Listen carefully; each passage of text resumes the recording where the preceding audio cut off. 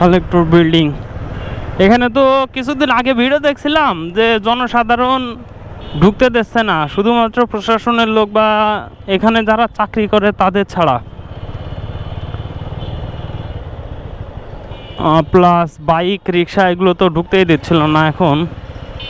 এখন কি করবে তা জানি না, দেখা যাক। তো গেটে লোক আছে। ভাই ঢোকা যাবে না, একটু ঘুরে ঘুরে আমরা বসি বসি।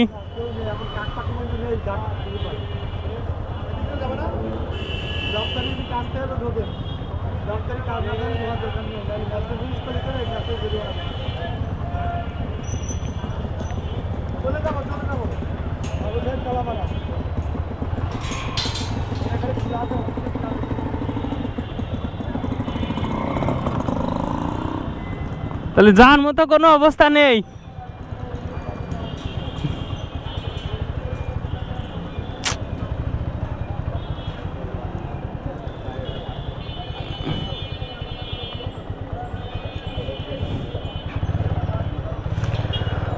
যেতে দিল না নির্বাচনের কারণে। নির্বাচনের আগে হয়তো বা জনসাধারণ ঢুকতেও দিবে না, তেমনই বলল। ঢুকা যেত, বললো যে দপ্তরি কাজ বা এখানে যদি কোনো কাজ থাকে তাহলে ঢুকেন, তাহলে হয়তো বা ঢুকতে দিত। কিন্তু আমার তো আসলে কোনো কাজ নাই, যার পরে দেখা যাচ্ছে যে ভ্রাম্যমাণ আদালত আবার ঝামেলা করলে আর এক জ্বালা, ঝামেলায় পড়তে চায় না, এই কারণে চলে আসলাম। তবে